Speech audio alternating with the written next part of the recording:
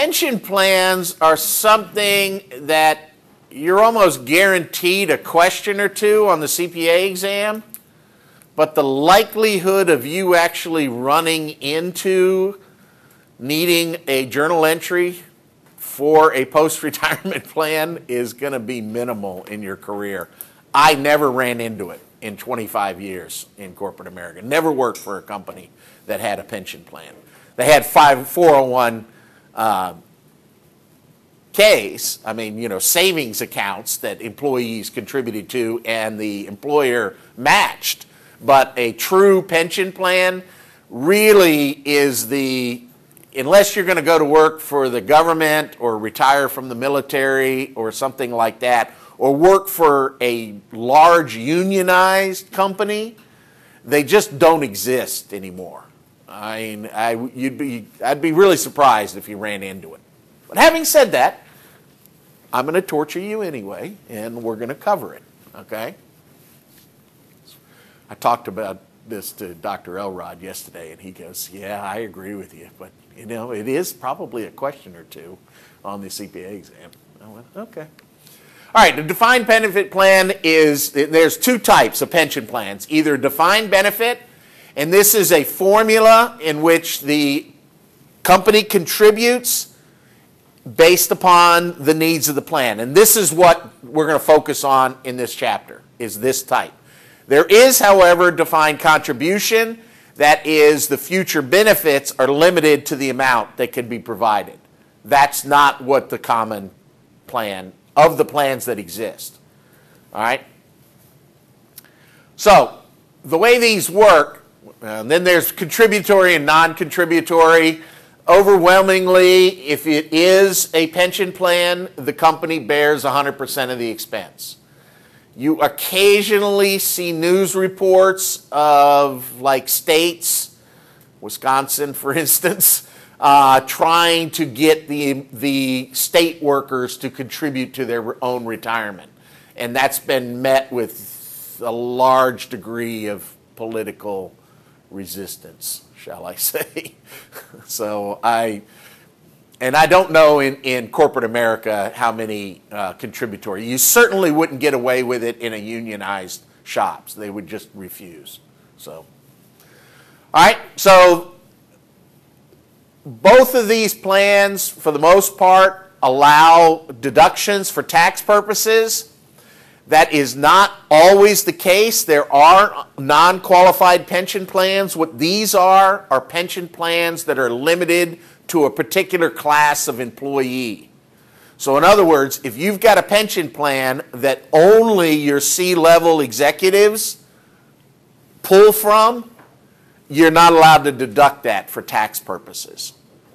Okay? And that's why when you get into, it's quite possible that you may deal with the 401k plans, and they have to be participatory. Otherwise, they limit the contributions that the higher executives can use, which is why the minute you go to work for a company, they're going to really try to push you into contributing towards the 401.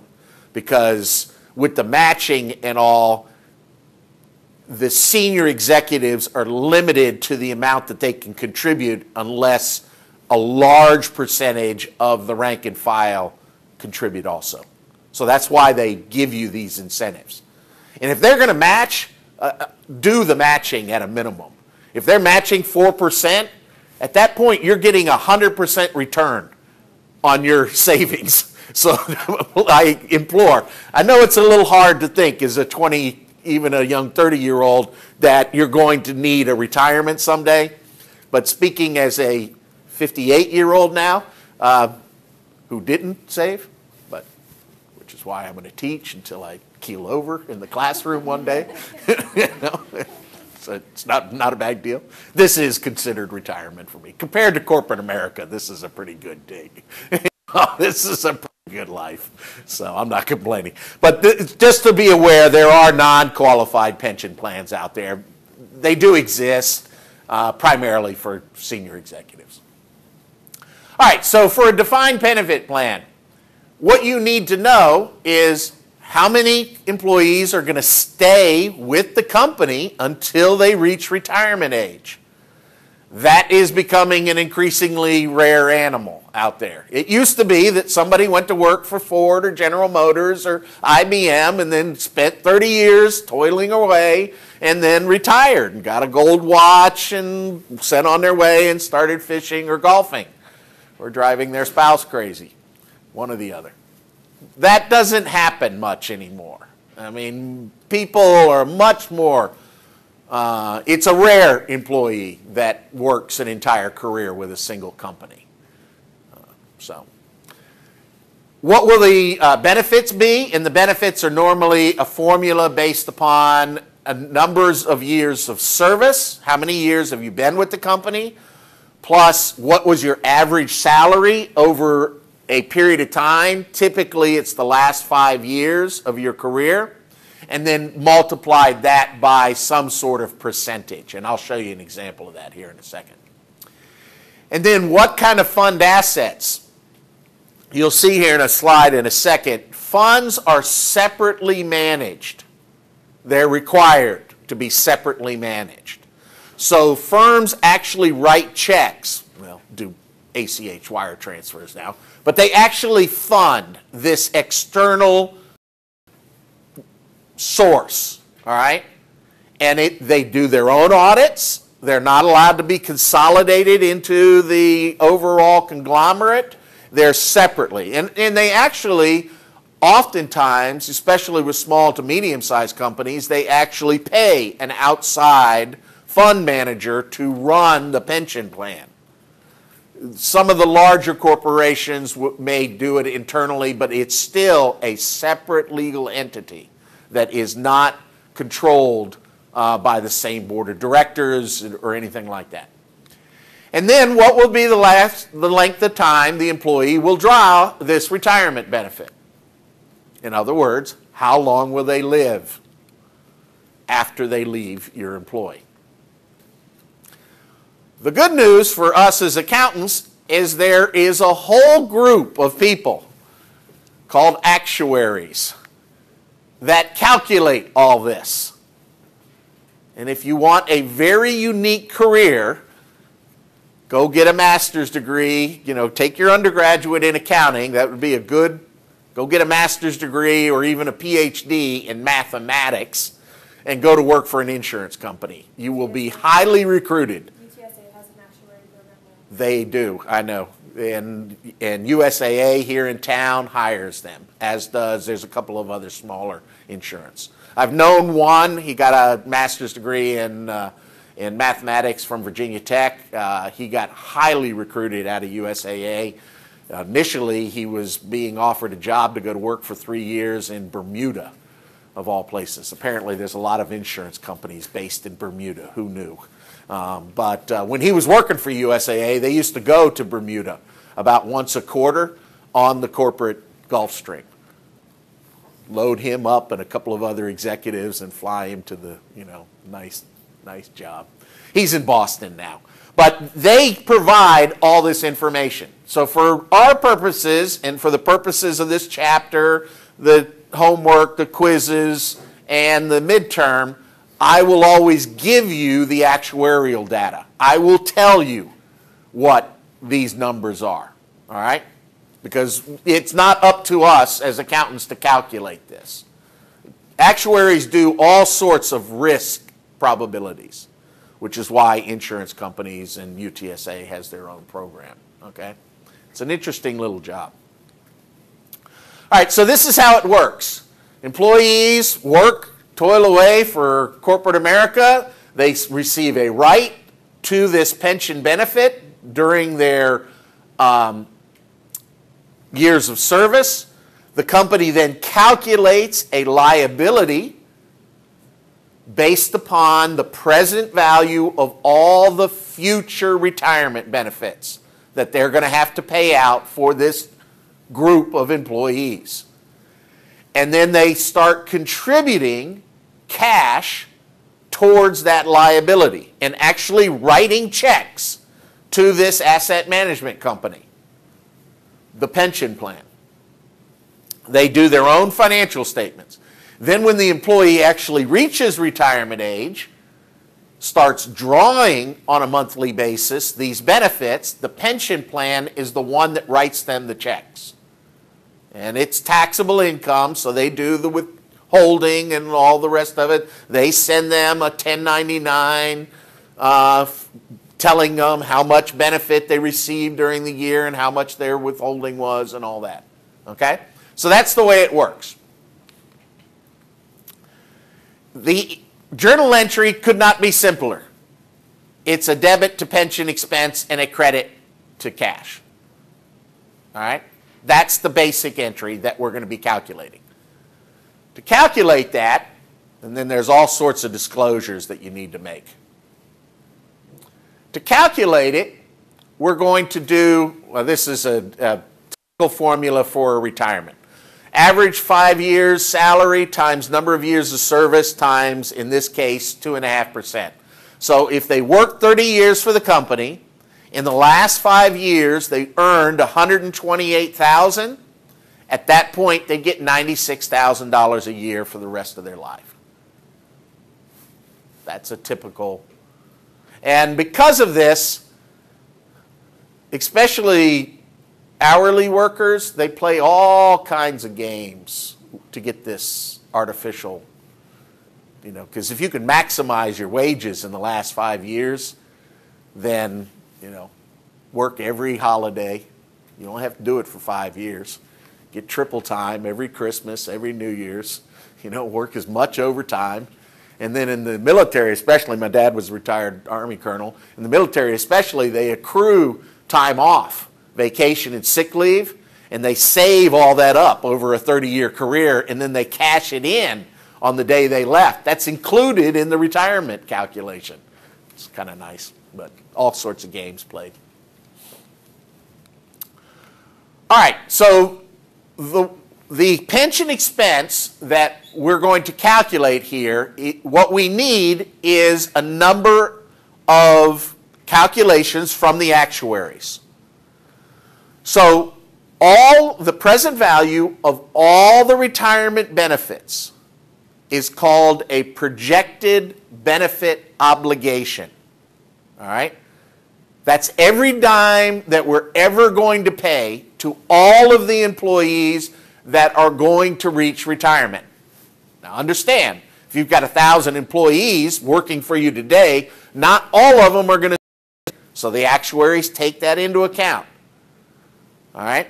And then they give you a number. They update that based upon your census of everybody who works for you, how many years they've worked for you, and then what age they all are and what job classification that they all have, and they take into a whole slew of various factors. But the service cost is the increase in that overall liability for the current year. All right, this is where we're going to start our calculation. The actuaries are going to tell you, based upon the number of employees that work this year, what the increased service cost is. All right? So you start with the beginning balance of the projected benefit obligation, everything that you, January 1, were expected to pay, present value of, and then you add in the current one, and that gives you the ending one. All right? Is everybody with me so far? I know this is thrilling stuff for stuff that you're never going to see. Yeah? So is it always going to be like a changing factor then? Will the actuaries give you an update every single year? Absolutely. Or every quarter? Or?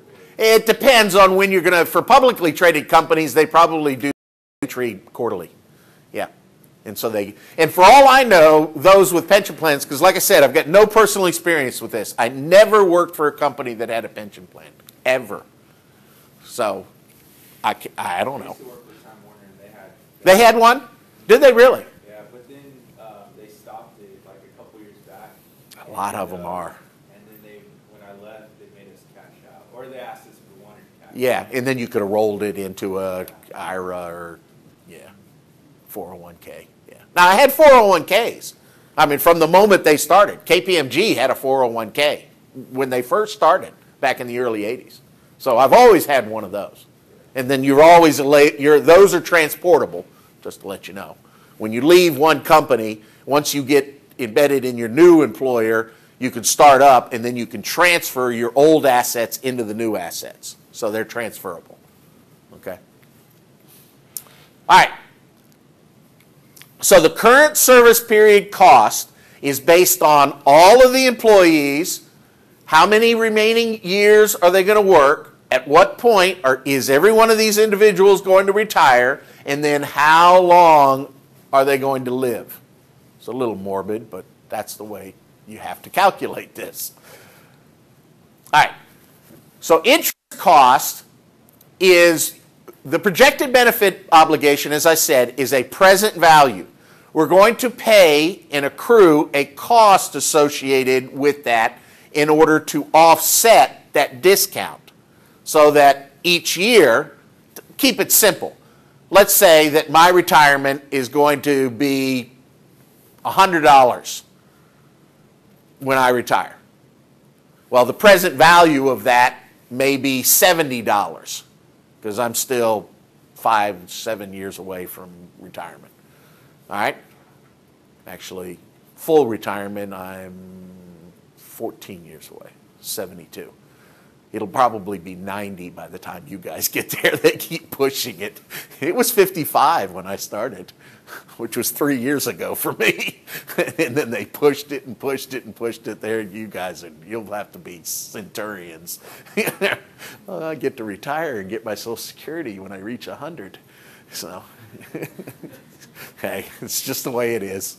The way I looked at it my whole life was I was paying into Social Security so Grandma could have a check. That's the only way you can wrap your head around it. As the likelihood of even me seeing much out of that is pretty remote. All right, so if I present value that to 70, then I need to accrue an interest cost, just like we did with bonds and things like that. You have to accrue that on an annual basis in order to get the actual obligation to be equal to $100 when I start pulling it out. Okay? So that's the first item that we're going to be adding to this service cost. So we're going to calculate what this is based upon an accepted discount rate. We talked about that. And then there are plan assets. Remember, we're paying cash to this external plan manager, this administrator of our pension plan. Well, that builds up over time, and they earn a return on that. Because the plans, pension plans, if you look at the major shareholders of most companies out there, you'll see Pension Plan A or the Wisconsin, state workers or the California school teachers. They're constantly investing in securities, both common stock and bonds. They're constantly rolling and maximizing the return.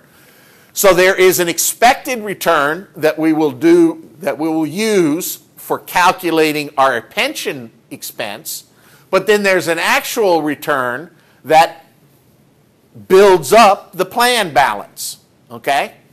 So they're different, and when we get to actual problems on Tuesday, this will make, that particular aspect will make a lot more sense. All right, so we're going to use actual returns when calculating expenses. Okay, prior service costs. So far, we have three numbers. We have a service cost that the actuaries gave us. That's the increase in the overall projected benefit plan, benefit obligation for the year. We have an interest cost, that is because that's a present value, so that's building up the obligation over the years. And we have a return on plan assets. Okay? So the service cost and the interest increase our pension expense. The return decreases it. Plans can be either adopted or modified throughout their life. And the examples that we'll use in here is that we're, see, I'm just cutting off my head. There we go. will adopt a new one, okay? So if you're going to create a new defined benefit plan, you have a choice. Are you going to give everyone who has worked for you up till the date of the plan benefits for their years of service, or are you going to start it fresh so that someone who's worked for you for 15 years doesn't have any increased benefit over somebody who started yesterday? All right? So that's a choice when you're creating a plan. If you give this retroactive benefit, then day one, there is a service cost based upon all the years that all your long-term employees have worked so far. That is a liability that needs to then be amortized over a set period of time. We use 20 years. Okay? And we'll do an example here later. So this is prior service cost. So now we got four numbers. Service cost plus interest cost minus return plus amortization of prior service cost. And then lastly, all of this is based upon estimates that the actuaries give us. Every once in a while, factors change. And that creates not a change for the current service cost, but a change for the beginning balance of the entire projected benefit obligation. That's referred to as a gain or loss. So those fluctuates on a periodic basis. These have to then be allocated in some. You can either just take all of the gain and loss in the current year, add it or subtract it to the pension expense, or you can amortize it using something called the corridor approach. And I'll wait until Tuesday and show you the calculation on that, because otherwise it doesn't make a whole lot of sense. All right? So the corridor approach is 10% of the entire obligation. So I'm not gonna worry about that right now. All right, so here's our formula. The present value of the current year's obligation plus the interest cost, which is getting the entire obligation to its present value year after year, minus the estimated return on plan assets, plus any amortization of prior year's service costs, and then lastly, plus or minus any gains and losses based upon changes in estimates from prior periods, not the current period. All right? All right. So, let's do a problem and show you this.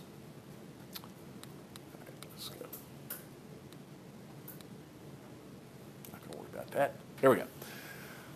National adopts a pension plan, January 1, 2013. It is not retroactive. It tells us from the actuaries, based upon the group census of all the employees, that we have a current service cost for 2013 of 400, 14 of 420, and 15 of 432. Those numbers are given to us. Because there is no retroactive benefits and we're going to be paying in cash equal to the amount of the service cost, the benefit obligation just climbs and I'll show you the calculation here, based upon 400 the first year. It's 0 in 2013 because at the end of 2013 we only have the current year. So there is no beginning balance because it's a brand new. We're going to use a 10% discount rate, and we're also going to use an expected rate of return on plans assets of 10%. Lastly, we're going to start at the beginning of year 2 paying out retirement to some of our existing employees that reach retirement age in the amount of $20,000 per year. All right. So in the first year, it's a debit to pension expense and a credit to cash. The calculation is service costs, which the actuaries gave us. We add in the calculation on the interest, $40,000 at the 10% discount rate, and then we subtract out the expected return. They offset one another because we're both in subsequent examples. I'll change that. But right now, the rate of return and the discount rate is equal. So it's just 400. The next year, it's 420. So there's our debit. Now here, on this side, is the liability, and on this side is the asset. Okay? Here's the liability. At the beginning of 2014, we had the 400 that we accrued from last year's service cost. We added in the current year 420 cost. That was from the actuary. We had interest calculated on the beginning benefit of 40. That's 10% of the January 1 projected benefit obligation. And then we paid out 20 to the employees, reducing the liability overall, because we've paid now 20 of it. So 840 is the ending year liability. It is also, coincidentally, the asset side is exactly the same, because our return is equal to the discount rate, and we're paying cash equal to the service cost. So we had a service cost in the first year of $400,000, we paid $400,000. We had a service cost of $420 the second year, we paid $420. We earned $40,000 of actual return because the actual matched the estimate, and we paid that 20 grand to the employees during the year. In the following year, service cost, once again, is given to us, and that's what we fund. So our debit, pension expense, 432, credit, cash. The plan still equals the liability. Assets and liabilities are the same. So this is what is known as a fully funded pension plan. And if you read the news about plans, you'll see that that's a unicorn. It's a mythical creature. There's not a company that I know of, I don't know, maybe Apple or Microsoft with all sorts of cash. Maybe they have one that's fully funded, but they're very few and far between do they have fully funded pension plans. All right, so what if you paid in more than what you needed?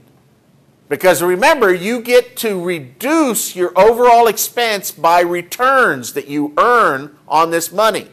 So if you're going to create a new pension plan, it is in the company's long-term best interest to fund it a little bit more, to overfund. Now, very few companies are in a cash flow position to do that, which is why most pension plans are underfunded. But if you could build that up and then help your bottom line, because you will get to offset that pension expense by returns. So here's the example.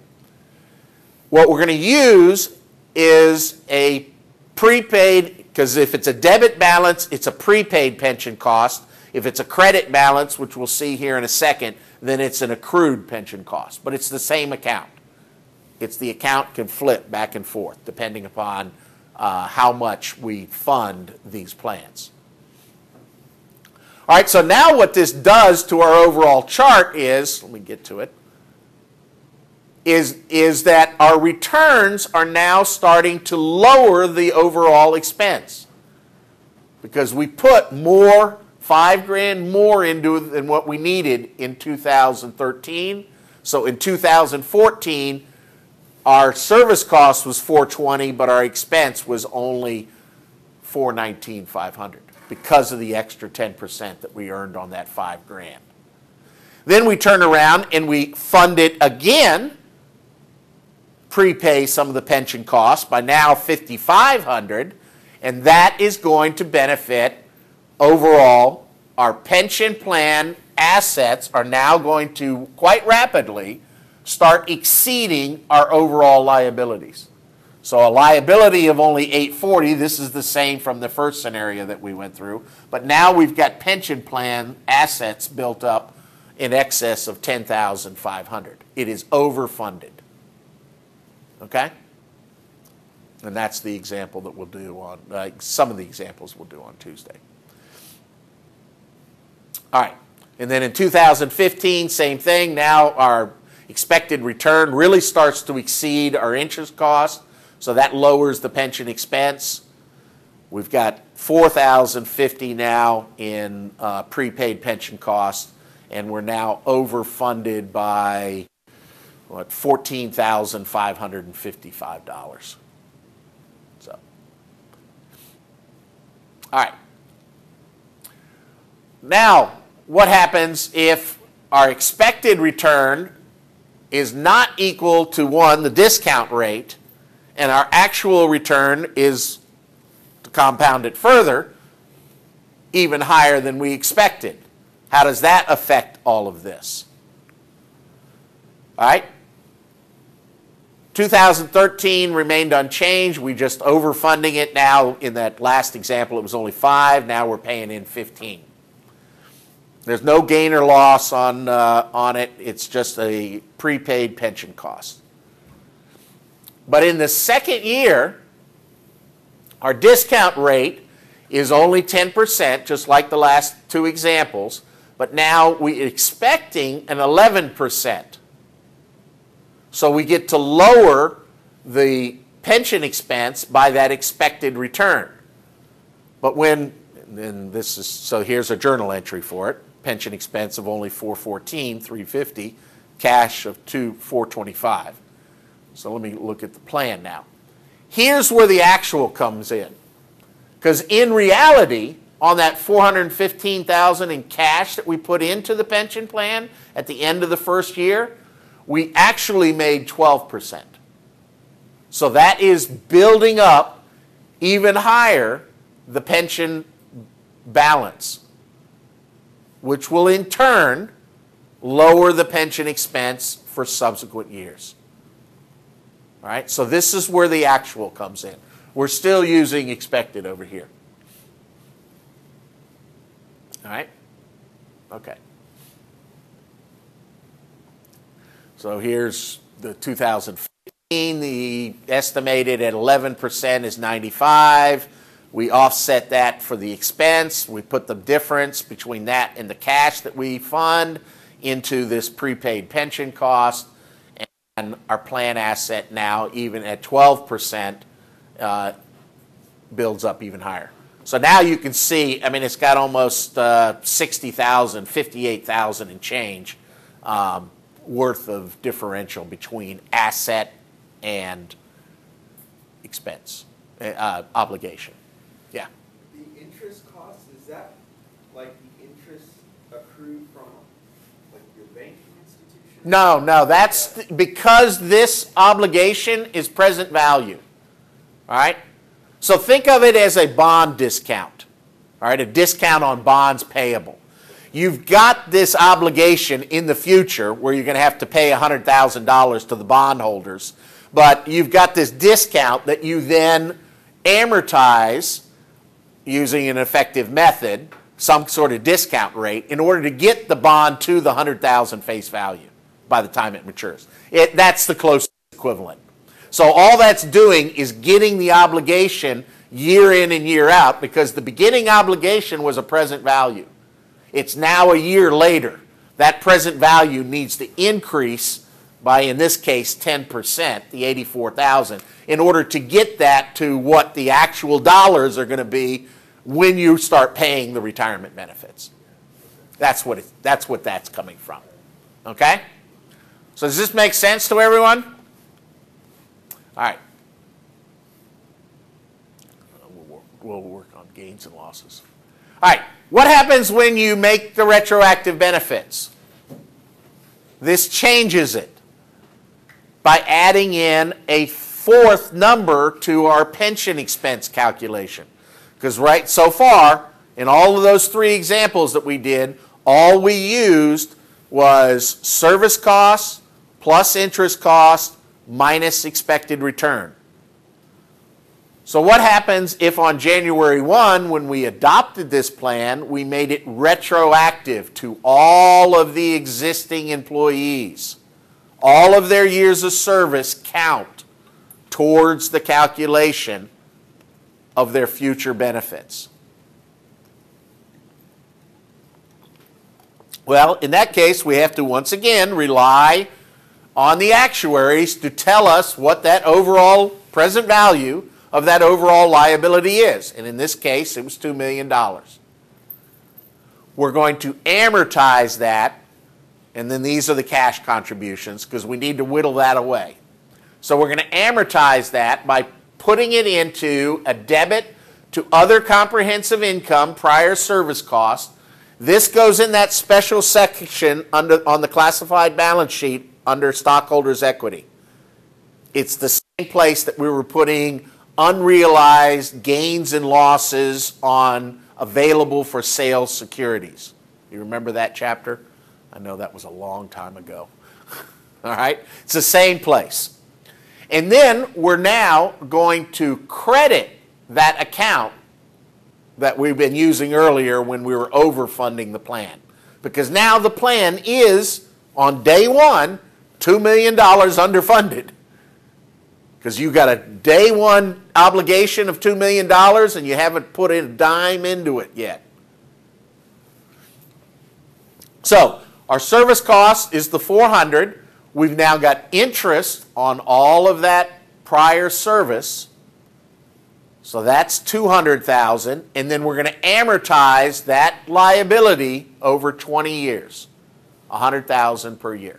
So our overall pension expense is $700. We're going to put another $5,000 in order to start whittling away that obligation.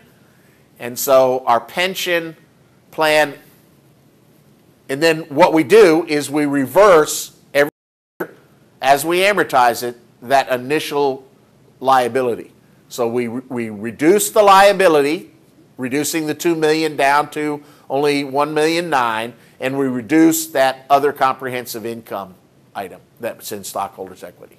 Okay? So you're reducing a liability and you're reducing a stockholders' equity account every year as you amortize that.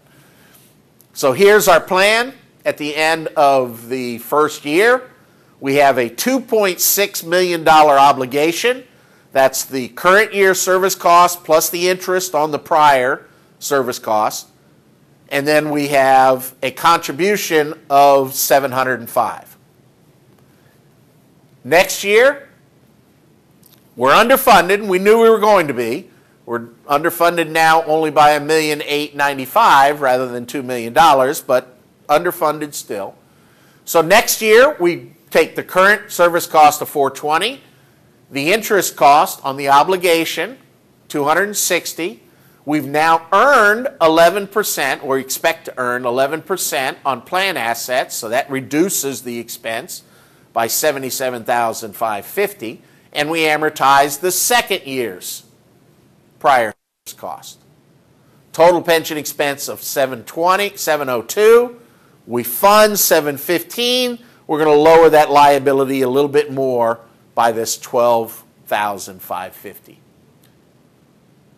Now our plan obligation is $3,260,000. Those are your items that are increasing the overall liability. And our plan assets with an actual return of 12% is now $1,004,000. Still underfunded. Okay?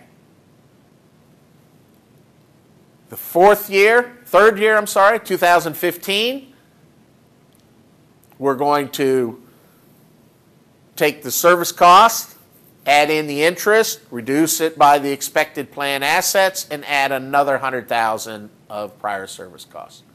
So there's our journal entry, there's our plan assets, still underfunded, but that's going to take years to get to that. So that's now 4 of the possible 5 numbers that we would use for calculating pension expense. All right.